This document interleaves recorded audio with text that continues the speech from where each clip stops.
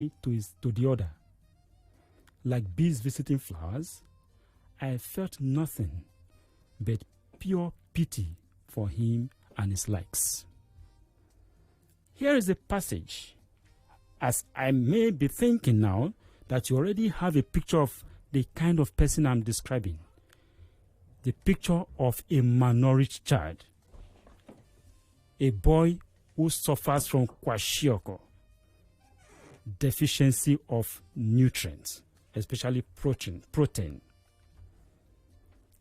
Here, without seeing, you have got a picture painted, and you must have had a sense of taste from the portion that talked about the salty milk from his mucous membrane. Going further, in writing a description, avoid the use of multiple adjectives for the same thing, that is the same noun. You will also have reasons to use the past tense where necessary. Learn to be chronological in your description. In describing a person, you may have to tell us his name, age, if applicable, his height, skin color, stature. You may go on to talk about his facial expression, the way he walks, and even the way he talks. Tell us his likes and his dislikes, and of course, what you like in him and what you do not like in him, and so on. Note the following in writing a descriptive essay. 1. Use images to make your description real. 2. Use clear and concise expressions. 3. Attract the 5 senses of your reader to create a mental picture for your reader. The next one is a narrative essay. This is a form of essay that requires the candidate to give accounts of events, actions, or processes. These events are expected to be part of the experiences lodged in the candidate's memory. It could be on your first day in Lagos, a day you will never forget, a memorable event of your life, your first encounter with a president, your 7 days of agony in the kidnapper's den, etc. One very important thing about a narrative essay is that we make use of the past tense.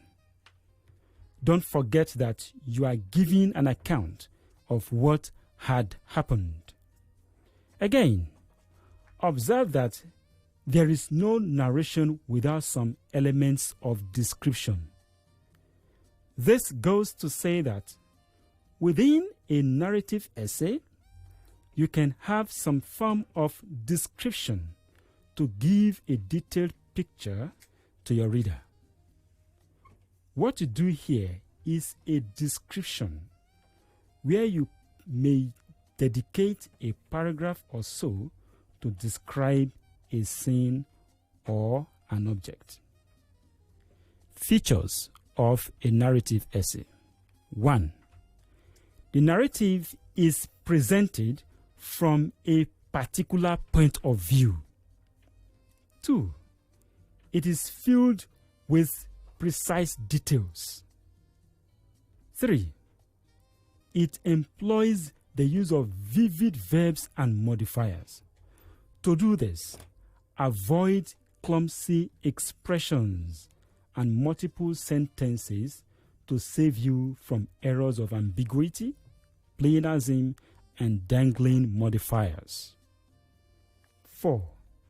It employs the use of conflict and sequence. There is always an issue to thrash out or to talk about. This is your conflict. This issue attracts other things that will bring about the sequence of events. In a narrative essay, the use of dialogue may be employed. What then must you do in writing a narrative essay. 1. Use the first person point of view. That is, use I often. However, you can use the third person depending on the focus of your essay.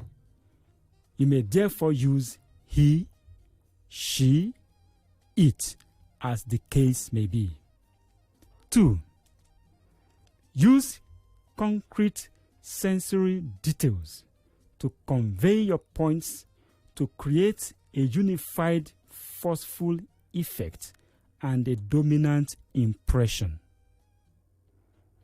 3.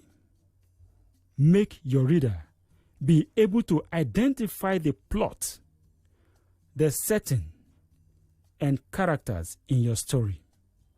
That means make your story be writable in such a way that the story will come out straight. Again, you should present your characters, give birth to your characters, and develop them within the context of your story. This will make your story be true to life.